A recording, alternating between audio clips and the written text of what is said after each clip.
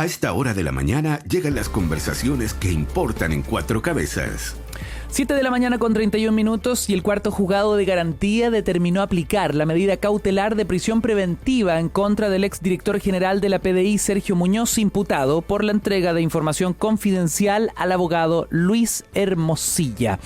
Para entender las claves del caso de una de las aristas del llamado caso Audios o caso Hermosilla, conversamos hasta ahora con el abogado y ex fiscal Carlos Gajardo.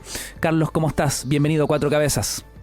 Gracias por la invitación, Ignacio. Buenos días para ti y para todos los oyentes. Buenos días. Bueno, la jueza Francis Fell aseguró que la medida cautelar más gravosa es indispensable para el éxito de la investigación y que es proporcional y necesaria por peligro para la seguridad de la sociedad y para el éxito de las diligencias de investigación. La estoy citando de forma textual. ¿Estás de acuerdo con la medida impuesta?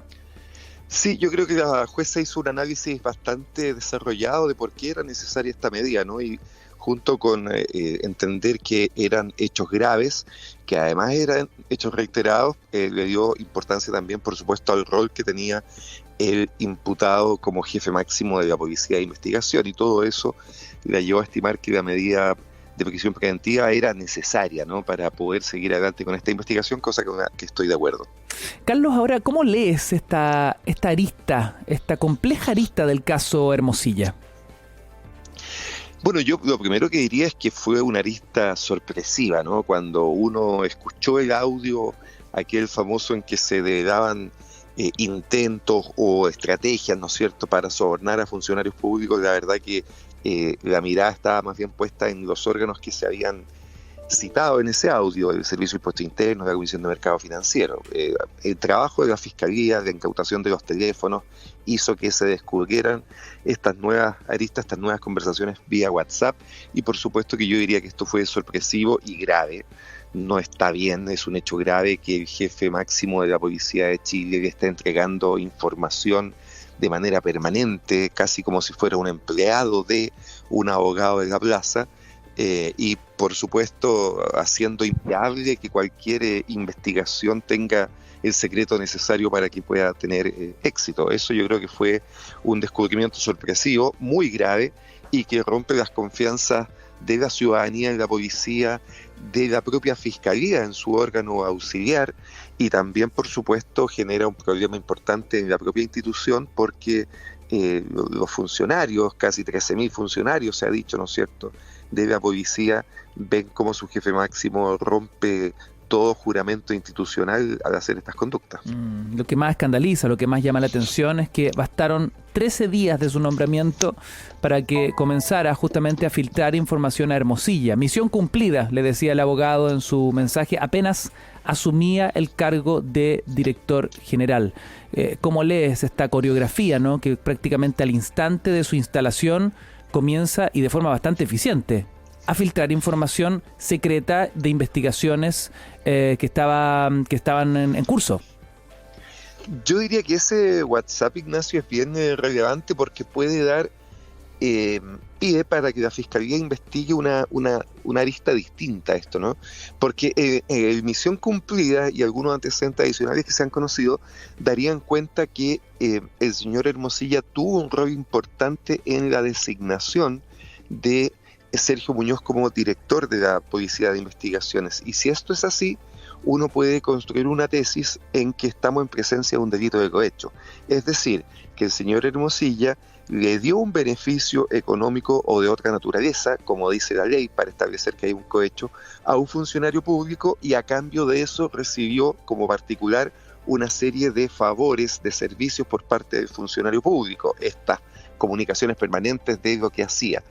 Si esta tesis la Fiscalía la logra encauzar, yo diría que podría, y es algo que creo que la ciudadanía exige a esta altura, podría también formalizar, efectuar cargos en contra del propio Hermosilla, ya no solo del funcionario público, sino que en contra del particular por haber efectuado este beneficio económico o de otra naturaleza. Es importante que la Fiscalía desarrolle esa arista porque, insisto, si esto es así, si es que acá lo que hay es que hubo un beneficio que el particular le otorgó al funcionario público y a cambio de eso recibió él a su vez servicios por parte del funcionario público, estamos en presencia de una arista de cohecho. Por eso creo que la Fiscalía va a tener que investigar muy profundamente todo lo que tiene que ver con el nombramiento de Sergio Muñoz. Tendrá, por lo tanto, que citar a las autoridades de la época, al ministro del Interior, Gonzalo Blume, a todos los que participaron, para ver cómo se gestó ese nombramiento. Correcto.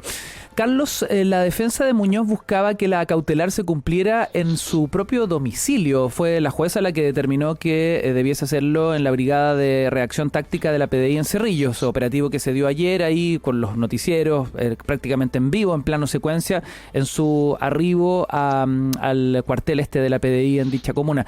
Es interesante este dato de que su casa se considera una dependencia institucional, por lo que eventualmente podría haber cumplido su prisión preventiva en casa. O sea, finalmente, y en la práctica, ¿no?, podría haber quedado igual que Barriga y Policía en lo suyo. Me llamó la atención esta información. Sí, bueno, el abogado intentó, por supuesto, hacer ver que los antecedentes no eran tan graves, dar a cuenta, digamos, de que él entendía de que esto no era algo que estuviera prohibido, de alguna manera señalar que el jefe de la PDI había sido engañado por el señor Hermosilla, pues se habría presentado como el abogado del gobierno para todas esas causas sin efectivamente serlo, etcétera, ¿no? Pero yo diría que todo eso fue descartado por el tribunal. En cualquier caso, aunque Hermosilla hubiera sido el abogado del gobierno, efectivamente estaba contratado durante un tiempo en él, tampoco en ese evento el jefe de la policía podía haber filtrado información al gobierno, ¿no? Las causas son reservadas y solo los intervinientes pueden tener acceso a ellas. Si es que el abogado del gobierno quiere conocer los antecedentes de la causa, lo que tiene que hacer es hacerse parte en esa causa, presentar una querella y pedirle al fiscal que le autorice las copias, no ir donde el policía y por debajo obtenerlas. Bueno, y como el tribunal entendió que esto era grave, lo que hizo fue poner una medida cautelar importante, rechazó esta solicitud de que se cumpliera en su domicilio, y mucha gente igual, Ignacio, ha criticado que se cumpla en una dependencia policial, ¿no?, cuestionando la igualdad ante la ley. Dice, ¿por qué no se va a la cárcel de verdad? Y yo diría que hay que tener presente lo siguiente en esto. Un policía, la regla general es que si se decreta prisión preventiva en su contra, no lo puede hacer en una cárcel normal, porque el riesgo para su vida en ese lugar obviamente va a ser muy alto. Ese policía probablemente participó en muchos procedimientos donde mandó gente a la cárcel, ¿no? Entonces luego meterlo a él mismo a un recinto penitenciario es algo que evidentemente no es correcto. Debe tutelarse también la integridad de la persona que se envía a prisión preventiva, y en el caso de las policías, de Carabineros y de la PDI, ese riesgo es evidente, y por eso se busca un recinto institucional que para estos efectos ya es común, ¿no es cierto? No es el primer funcionario de la policía que se va en prisión preventiva. Cada cierto tiempo tenemos antecedentes de este tipo, sobre todo por hechos de corrupción, que terminan con estas personas privadas de libertad en el recinto que la PDI ha establecido para esta función. Así que a mí me parece, claro, efectivamente a uno le gustaría que el régimen fuera más intenso, pero también hay razones, diría yo, sobre todo de seguridad para los imputados que deben atenderse, y ese es el motivo por el cual se decreta la medida de prisión preventiva en un lugar distinto a una cárcel ordinaria. Carlos, vamos a los casos que se están investigando. El Ministerio Público apuntó que entre las filtraciones se encuentran los casos Espinosa, el que justamente mencionabas, exdirector de la institución, el caso Dominga, el caso Enjoy, Torrealba, Guevara, y que Muñoz empezó a entregar información sensible, como decíamos, pocos días después de asumir el cargo en 2021.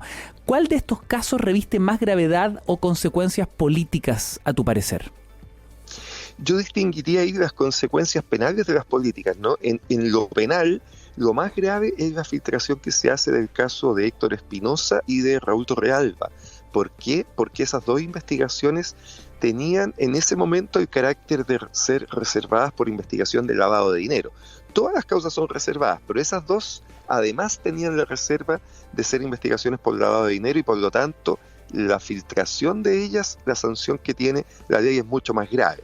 Probablemente si no hubieran existido causas por lavado de dinero, la posibilidad de una prisión preventiva habría sido muy difícil, porque las penas en el caso de la entrega de información son mucho más bajas, son más bien funcionarias, ¿no? Son suspensión de cargo, más que penas de prisión. En cambio, las de lavado de dinero sí son mucho más graves penalmente por esta característica de ser investigaciones por lavado de dinero. Políticamente, sin duda, creo yo que las investigaciones más complejas son las que vinculan sobre todo al presidente Piñera, el caso Dominga y el caso Enjoy, y un poco menos el caso Torrealba y el caso de Felipe Guevara, que también interesan a la coalición, al sector, ¿no? Al piñerismo en general. Eran personas muy ligadas al presidente, uno de ellos fue su intendente, de hecho, y Raúl Torrealba era parte importante del piñerismo. Por supuesto que eso políticamente es un tema complejo. En general, cuando la política se mete a las investigaciones, esto empieza a generar ciertas consecuencias, ¿no es cierto? Porque, por supuesto, los políticos empiezan a influir para que no se siga adelante con esas investigaciones, no se profundicen. Yo creo que ahí la Fiscalía va a tener que tener cierta firmeza en que esto tiene que investigarse a fondo, porque es evidente que aquí pueden haber otras personas importantes involucradas. Ya se ha conocido que parte de estos antecedentes terminaron en el teléfono de Andrés Chadwick, ¿no es cierto?, que también es un personaje muy relevante dentro de la política. Habrá que ver las implicancias que esto tiene. A mí, en lo jurídico, lo que me interesa es que estas investigaciones se profundicen. Vamos a ver qué otras personas estaban involucradas cuando se analice, Ignacio, el teléfono de Sergio Muñoz, ¿no es cierto? Porque esto que sabemos es solo porque se revisó el teléfono de Luis Hermosilla, pero vamos a ver, analizando el teléfono de Sergio Muñoz, a qué otras personas le filtraba información. Es muy posible que esta actividad no la haya hecho solamente con un abogado de la plaza, sino que es posible que haya tenido esta actividad con otras personas, con otros abogados, con otros funcionarios públicos, con políticos, con ministros del actual gobierno, del anterior gobierno. Entonces, efectivamente, aquí puede haber una develación de antecedentes importantes, que yo creo que lo relevante es que la Fiscalía los investigue a fondo. Puede aquí generarse, tal vez no, digamos, ¿no?, pero puede sí generarse una revelación de antecedentes que sea un tsunami político, y eso la Fiscalía va a tener que manejarlo, porque en el país hemos estado acostumbrados a las intervenciones sobre la Fiscalía para parar investigaciones que alcanzan al mundo político. Yo espero que esta vez la Fiscalía tenga la fortaleza, si es que eso ocurre, para evitarlo. Bueno, desde sí, pero justamente nos decían el lunes acá en Cuatro Cabezas que el celular de Hermosilla es una suerte de bomba atómica. ¿La caída del máximo de la PDI es solo el comienzo, a tu parecer?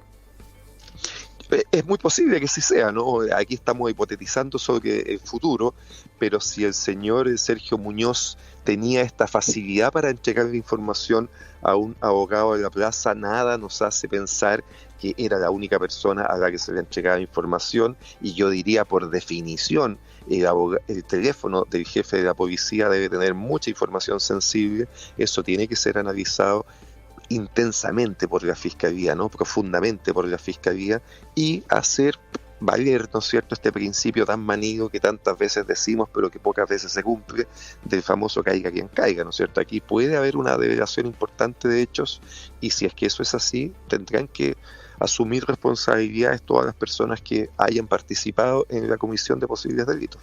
Carlos, lo que muchos se preguntan es ¿qué pasa con el protagonista de toda esta historia? ¿Qué pasa con Luis Hermosilla? ¿Dónde está? ¿Qué arriesga el abogado?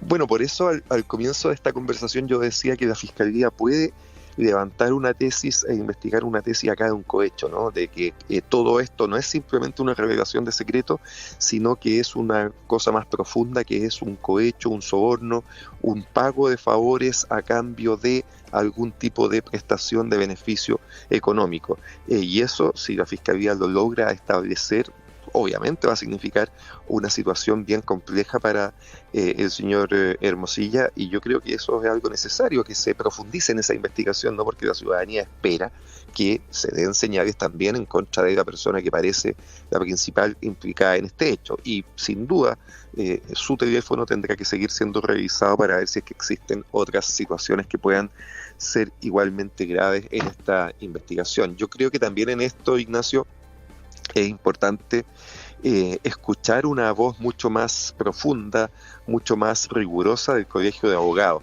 El señor Luis Hermosilla era un asociado, un colegiado del Colegio de Abogados. Las conductas que se han conocido son muy graves en cuanto a su ejercicio como profesional y por lo tanto uno esperaría que el Colegio de Abogados tuviera una, diría yo, posición mucho más rigurosa para, de manera pública, condenar estos hechos, decir que esto no es parte del ejercicio de la profesión y buscar las maneras de hacer efectiva la responsabilidad, porque se inició un sumario en su contra y este sumario fue suspendido porque se dijo que mientras hubiera una investigación penal no se podía avanzar. A mí me parece que eso es equivocado.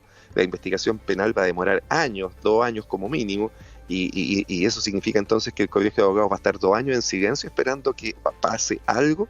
A mí me parece que es muy equivocado. Me parece que la ciudadanía necesita escuchar una voz de la Asociación de Abogados reprochando estos hechos, ¿no? Estos hechos ya han causado un grave daño a la profesión y a mí me parece que el colegio que aglutina a los profesionales, aparte de ellos, debiera dar una voz en este sentido mucho más fuerte de lo que se ha escuchado hasta ahora. ¿Ves acá indicios de una posible red de corrupción de cuello y corbata, como dijo la ministra vocera Camila Vallejo?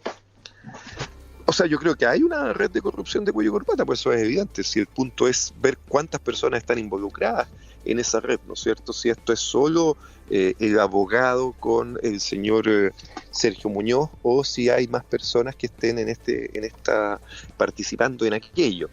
Pero que aquí hay una red de corrupción y que esto es de cuello y corbata, a mí me parece que hoy día eso es innegable. El punto es determinar cuál es la profundidad de esa red, cuántas personas la integraron y hasta dónde llegó. Y por eso es tan relevante la investigación que tiene que hacer la Fiscalía. Carlos, has hablado del daño a la moral de las policías en estos casos, ¿no? Uno cae por corrupción, cae el siguiente por filtrar información secreta. Hay un posteo que subiste el fin de semana en tu Instagram que me llamó mucho la atención, ¿no? Y me demoré algunos minutos en entender a dónde iba. El hombre del balde que, no sé, parecía ser como en Venecia, ¿no? Que Venecia, agarra claro. el baldecito, trata de sacar la inundación hacia el costado y está todo tan inundado que simplemente el agua vuelve. Y en la bajada de video ponía intentar luchar contra la corrupción en Chile. Honestamente, el escenario parece muy deprimente, ¿no? Muy deprimente, Ignacio, porque uno ve que estas conductas se repiten en demasiadas instituciones. Hemos hablado antes de la corrupción en el ejército con los gastos reservados, en carabineros con los gastos reservados, en la PDI, en las municipalidades, que hablar, ¿no es cierto? En cuántos municipios se están investigando situaciones como la de Katy Barriga, la del alcalde Aguilera, en San Ramón, en fin. El caso de convenios, ¿no es cierto?, que de norte a sur ha hecho que se estén abriendo investigaciones, sobre todo vinculadas a las gobernaciones, en este nuevo gobierno, ¿no es cierto?, para decir además que esto es transversal. Entonces, tuvimos hace algunos años investigaciones que terminaron con muy poco reproche, como fueron las del financiamiento político, que hablar de lo que tuvimos en colusión con las famosas clases de ética también, en fin. Hemos tenido en el país, yo diría, muchas develaciones en diversas áreas. Las sanciones que se han terminado imponiendo en los casos no son para nada proporcionales, ni han generado una sensación de que se ha hecho justicia. Y entonces, claro, uno queda con esa sensación de estar en Venecia sacando el agua con un balde cuando está todo inundado y la verdad que no se consiguen grandes resultados. Yo creo que esa es una sensación que muchos compartimos y que esperamos que en algún momento cambie, y siempre este día puede ser el primer día de eso, ¿no es cierto? Estas investigaciones pueden ser las primeras que apunten en eso. A mí me parece que lo de ayer fue un buen día para el sistema de justicia, ¿no es cierto? Se hizo una correcta presentación por la Fiscalía, muy seria con los antecedentes que presentó, el tribunal entendió la gravedad de estos hechos, se decretó la prisión preventiva. Bueno, a mí me parece que ese fue un buen día para la justicia, fue un buen día para la igualdad ante la ley, fue un buen día para el combate contra la corrupción, pero vienen muchos días que podrán ser buenos o no. Carlos, para entender la interna, ¿no? Acá el gran misterio es que los fiscales afectados por las filtraciones declararon que no saben, no tienen idea cuánto daño o cuán dañadas se vieron las indagatorias. En la coreografía, lo que hacía Muñoz era entregar información táctica privilegiada a Hermosilla, y de esta forma cuando llegaban, no sé, los PDI a hacer una una indagatoria, los documentos, las carpetas ya habían desaparecido, digamos, se llevaban documentos irrelevantes. Uno podría como imaginar, casi como en lo cinematográfico, cómo se iba dibujando el panorama. ¿Esto hasta qué punto podría haber dañado las causas? Es decir, ¿podríamos tener hoy día otras resoluciones, otras condenas de no mediar estas filtraciones? ¿Podríamos llegar a eso? Es medio, diría yo, difícil hacer un análisis de esas características, ¿no? De determinar que efectivamente eso sucedió o no. Yo diría que es algo que la Fiscalía va a tener que avanzar en aquello, es decir, en determinar si es que esto le provocó daño a las investigaciones en lo concreto. Pero evidentemente el análisis que tú haces, Ignacio, es indesmentible. O sea, es evidente que si esta información le llegó antes a las partes, ¿qué hicieron las partes? Que se quedaron esperando, sentadas que llegara, ¿no es cierto?, la policía a incautar cosas. No hicieron nada más, no bigotearon la información. A mí me parece que eso es evidente que tiene que haber ocurrido. Pero adicionalmente hay un tema, diría yo, que no se ha tocado mucho, ¿no? Si es que el jefe de la policía le estaba dando esta información al abogado de la contraparte, ¿cuál era la actividad que tenía el jefe de la policía para hacer avanzar esas causas, ¿no? Si aquí no es solo que tú le filtres, sino que esto da cuenta que además no estabas tú como jefe de la policía interesado en que esto avanzara, y eso tiene una serie de consecuencias, en que quizás no designabas a las mejores policías para investigar el caso, porque fíjate una cosa, Ignacio, cuando la Fiscalía investiga un caso, le da una orden a la policía, pero el fiscal no es el que elige a los policías, el fiscal no elige cuáles son tus jugadores, ¿no es cierto? Haciendo un símil con el equipo de fútbol. Claro. El fiscal no es el que selecciona el equipo de fútbol para jugar el partido contra Perú, contra Francia, contra Brasil. Esa selección la hace el director de la PDI.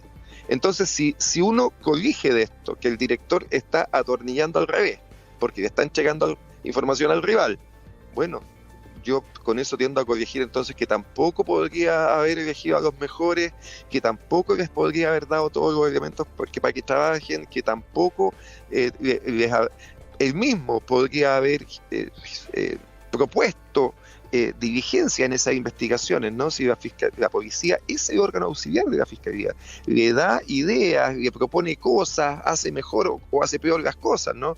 Por eso uno cuando trabaja se da cuenta que hay mejores policías y peores policías, pues eso es obvio. Entonces, este descubrimiento, claro, en lo concreto es que se le filtró información relevante a la contraparte para que pudiera, por supuesto, hacer cosas para, por ejemplo, desaparecer información. No lo sabemos, pero la consecuencia de eso es evidente. Pero además, a mí me preocupa que obviamente ese partido que se estaba jugando no se jugó con la intensidad que uno habría esperado de una policía motivada. Y fíjate que la consecuencia es que al menos 2 de esas causas se terminaron sobreseyendo definitivamente. O sea, no se logró encontrar antecedentes para fundar imputaciones. Eso es muy grave, creo yo.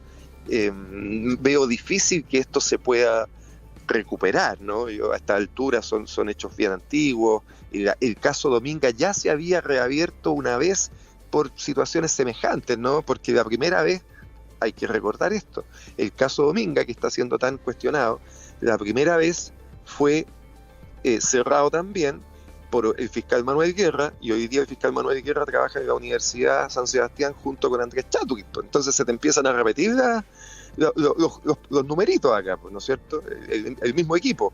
Entonces, si la primera vez también la persona termina trabajando después de ser fiscal con Andrés Chadwick, a uno, por supuesto, todo esto le genera muchas ruidos, muchas dudas, y desgraciadamente por el tiempo que ha transcurrido, a mí me parece que si hubo un daño, ese daño es irreparable.